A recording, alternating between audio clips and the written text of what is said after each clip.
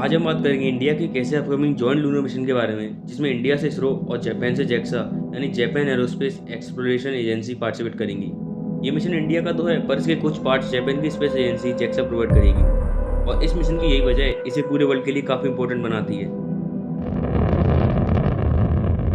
ल्यूपैक्स mission यानी lunar polar exploration mission, ये collaborative mission है जिसमें मेजरली दो स्पेस एजेंसीज पार्टिसिपेट करेंगी, इंडिया से इसरो और जापान से जेक्सा, जिसमें दोनों कंट्रीज मिलकर मून के अनएक्सप्लोर्ड रीजन को एक्सप्लोर करेंगी। इस मिशन का मेन एम मून के साउथ पोल को स्टडी करना है और वहाँ पर पोटेंशियल वाटर आइस को ढूंढना है।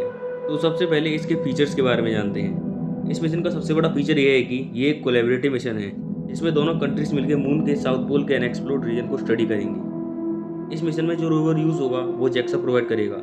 ये रोवर भी काफ़ी एडवांस्ड होगा। इसमें यूज़ की जाने वाली टेक्नोलॉजी चंद्रयान 3 के रोवर से 5 टाइम्स ज़्यादा होगी।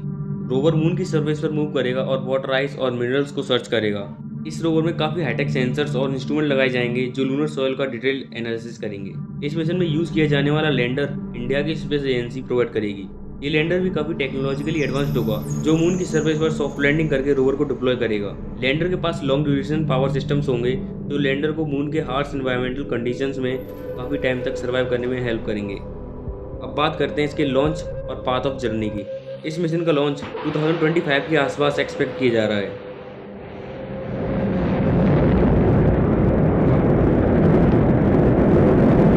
जेक्सा और इसरो दोनों ही एजेंसीज इस मिशन पर अभी फुल फोकस में है। मिशन की टाइमिंग काफ़ी एक्यूरेटली प्लान की जा रही है ताकि मून के साउथ पोल के फेवरेबल कंडीशंस के दौरान लैंडिंग हो सके। ल्यूपैक्स की जर्नी काफ़ी इंटरेस्टिंग होगी। ये मिशन अर्थ से जापान के S3 रॉकेट के जरिए लॉन्च होगा जो एक पावरफुल व्हीकल है।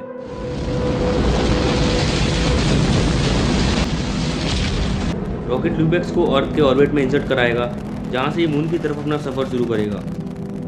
अर्थ से मिशन को TIL मैन्यूवर यानी ट्रांस लूनर इंजेक्शन मैन्यूवर के जरिए मून की तरफ प्रोपेल किया जाएगा।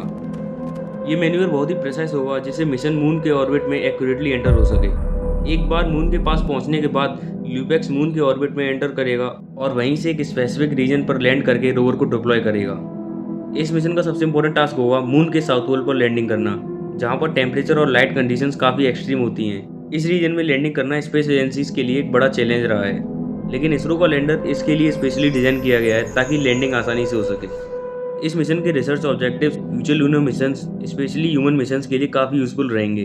तो चलिए जानते हैं इस मिशन के मेजर वर्क्स और रिसर्च ऑब्जेक्टिव्स क्या क्या हैं। जिसमें पहला है वाटर आइस डिटेक्शन। मून के साउथ पोल पर सनलाइट काफ़ी कम पड़ती है और इसीलिए वहाँ पर वाटर आइस प्रिजर्व हो सकती है, और इसीलिए इस मिशन का मेजर वर्क होगा वाटर आइस डिटेक्ट करना और उसका अमाउंट और डिस्ट्रीब्यूशन पता करना। और अगर हमें मून की सरफेस पर वाटर आइस अच्छी क्वांटिटी में मिल जाती है तो ये फ्यूचर लूनर बेसिस के लिए जैकपॉट साबित होगी। इसमें सेकंड है study of lunar environment and lunar soil. Soft landing हो जाने के बाद लैंडर रोवर को डिप्लॉय करेगा और अपने हाईटेक इंस्ट्रूमेंट की मदद से मून की सॉइल को स्टडी करेगा। इसमें GPR यानी ग्राउंड पेनिट्रेशन रडार जो अपनी रेस को मून की सरफेस में पेनिट्रेट करके उसमें पाए जाने वाले एलिमेंट के बारे में जानकारी देगा। इसमें अडोर टेक्नोलॉजी यानी aquatic detector using optical resonance भी होगा, जिसका यूज़ करके हमें मून के सॉइल में वाटर डिस्ट्रीब्यूशन के बारे में पता चलेगा। और सबसे इम्पोर्टेंट, ल्यूपैक्स के रोवर में एक ड्रिल मशीन होगा जो लिटरली 1.5 मीटर तक ड्रिल करके लूनर सॉइल की कंपोजिशन के बारे में बताएगा। लूनर सॉइल की स्टडी फ्यूचर लूनर बेसिस के लिए काफ़ी इंपॉर्टेंट होगी, जिससे हम जान सकते हैं कि प्लांट या एनिमल की कौन सी स्पीसीज इस एनवायरनमेंट में सर्वाइव कर सकती है या नहीं। इस मिशन का थर्ड मेजर ऑब्जेक्टिव है सोलर पावर जनरेशन।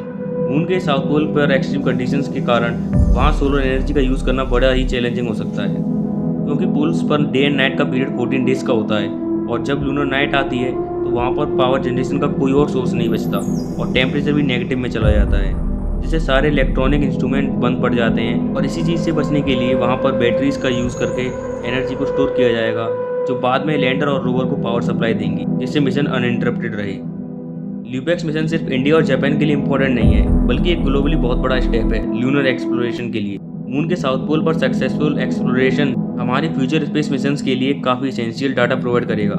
ये मिशन फ्यूचर कोलैबोरेशन के लिए एक बेस क्रिएट करेगा जिसमें अलग अलग कंट्रीज़ की स्पेस एजेंसीज पार्टिसिपेट करके स्पेस एक्सप्लोरेशन में एक दूसरे की हेल्प करेंगी। इस मिशन का data future human exploration lunar basis के डेवलपमेंट के लिए काफ़ी इंपॉर्टेंट होगा और इस मिशन से मून के साउथ पोल को हैबिटेबल बनाने की पॉसिबिलिटीज़ ज़्यादा नजर आएंगी।